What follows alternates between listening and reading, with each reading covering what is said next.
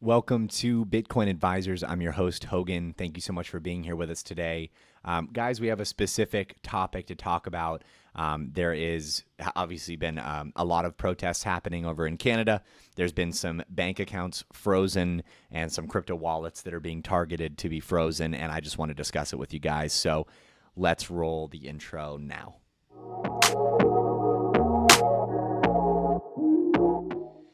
All right, guys. So the first article that I want to start off with, Canadians go Bitcoin as government targets bank accounts. Canadian banks face bank runs as the government state of emergency targets bank accounts, which has pushed demand for cryptos. So the premise here is that the demand for cryptocurrency is rising as bank runs begin in Canada. The problem with bank runs is they spark more bank runs. That's the whole point of a bank run is, when the media starts to talk about them, more of them happen. So let's just get into this. Canada has become one of a growing list of nations facing backlash from citizens over COVID-19 curbs. Protests began in late January in response to new laws for cross-border truckers. Effective 15th of January, all cross-border truck drivers became subject to mandatory vaccine and quarantine requirements. Okay, so they told the truckers, basically cross-border truckers, you either get the vaccine or your livelihood will be taken away from you. So there really isn't much choice there. It's gone, again, and that's the whole point of a mandate. It's a forced decision by the state to make you do something. Now, between getting the vaccine, right, and keeping your job, but betraying your own sense of bodily autonomy and your own conscience and your own decision-making about your personal health choices versus the decision to stand up and say, hey, no, I'm going to stand in the gap for the rest of people that are going to be targeted in the future by these, and I'm going to say no now. I think that that's actually a heroic stand. This has nothing to do with the morality of taking or not taking the vaccine. This has everything to do with the morality of forcing people to do it rather than it being a choice. And I do believe, again, at the end of the day, that it should be a choice. It should be a choice for people to take it or not, and people shouldn't be threatened and their livelihoods taken away from them, the ability for them to provide for their family be taken away. That seems pretty tyrannical. So the late January protests began with a convoy of truck drivers congregating in Ottawa in protest. This progressed to the Freedom Convoy 2022, a movement that resulted in the Canadian Prime Minister Justin Trudeau his relocation for safety reasons. Through February, the situation has escalated, forcing Trudeau to invoke a state of emergency last week. Adding fuel to the fire, Trudeau warned of plans to freeze the bank accounts of anti-mandate protesters. By invoking a state of emergency, the Canadian government can freeze personal bank accounts without need for a court order. Okay, again, should the Canadian government have that much power over its citizenry to where it can just come in and start freezing accounts because these people are peacefully protesting in Ottawa and saying, hey, we don't want to be forced to take the vaccine. We would rather have it be a personal health decision that we make for us and our families. So that is what's going on there. Let's go down here. Bank runs are self-perpetuating as more people withdraw funds. The chances of a bank default rise, leading to further bank withdrawals. So that's what I was talking about earlier. When you have the mainstream media pumping out stories about bank runs, and that's, of course, what they're going to do when they see bank accounts being restricted, you're going to have more bank runs. And there's another line here that's really interesting. Law enforcement had ordered all regulated financial firms to stop allowing transactions across 34 crypto wallets linked to funding the Freedom Convoy 2022. And that poses a serious problem.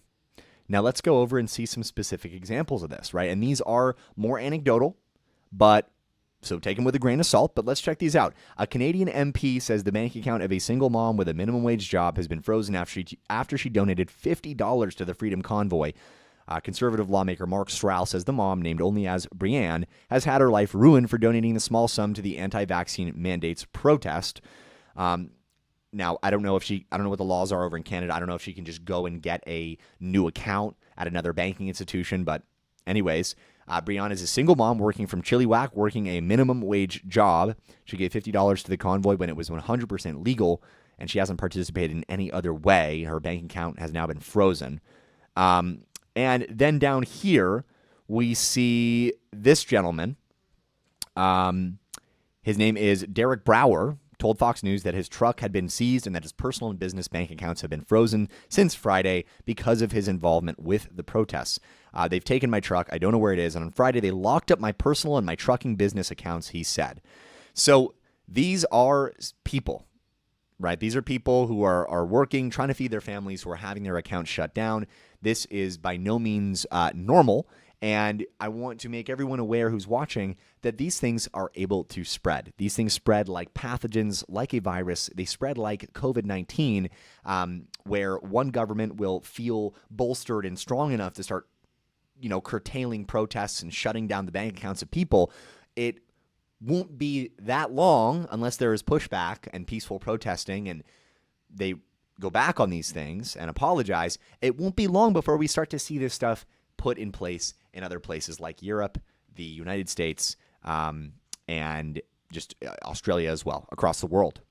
So if we scroll down, we can see here, with Canadians reportedly turning to Bitcoin and other cryptocurrencies, however, the government could exert pressure on regulated exchanges to also freeze crypto accounts. Okay, so even if you're switching your money over from fiat over to a regulated exchange, your money is still in a regulated exchange that can be commanded by the Canadian government to be frozen or shut down. The only two ways it seems right now to have assets that are totally safe from government oversight would be either having physical gold and silver or having cryptocurrency in a private and secure wallet that you know the keys to, and you own the wallet, and it's not at a regulated exchange. Or, of course, the last option is just to sit by quietly and not say anything and just go with the flow. Go with the flow. Don't stand up. Don't make your voice be heard. Don't peacefully protest, right? Just blend in with the flock. And there's a very interesting quote, and it goes something like this. The worst things in history have happened because good people stood by silent, or something along those lines, that tragedies happen when good people sit by and stay silent. So make your voice be heard in whatever way that you can, because this is, I think it should be evident to all people, this is very inappropriate behavior from the Canadian government. This is an abuse of authority to do this. Now, there's also the concern about, far-right protesters being mixed in among the crowd. The problem is that mainstream media tries to paint the whole entire protest as some far-right, terrorist, neo-Nazi, alt-right propaganda thing when it's not. It's mostly people who are scared of losing their careers and their jobs because of a government-forced vaccine mandate, and are standing up and saying, hey, no, this is my personal health decision. You don't get to require me to take a vaccine at the loss of my job and my livelihood, literally the food in my and my children's mouths. That's inappropriate. That's what people are saying. So, guys, none of what I've said today is financial advice. Take all this with a grain of salt. Go do your own research. Go look at the stories. Go look out there in the ethos and get, look at what's coming from left-wing media sources. Look at what's coming from right-wing media sources. Look at what's coming from more in-between media sources and make up your own mind as to what is happening. Don't just trust one person that you hear. Don't just only trust me. Go out and find out yourself. Okay, by looking at multiple sources and fact-checking as much as possible. And sometimes you got to fact-check the fact-checkers, because I have seen them straight up lie before. Okay, guys, I hope you have a great rest of your day. Thank you so much for spending time with us here at Bitcoin Advisors. You know what to do. You know the YouTube thing. Like, comment, subscribe, send this out to your friends. If you're grateful for what we do here at Bitcoin Advisors, giving you guys the latest in market updates on alternative cryptocurrencies. We got Chris over there doing the technical analysis videos. I'm coming through with some news for you guys. If you appreciate that, then just show us some love. And have a great day.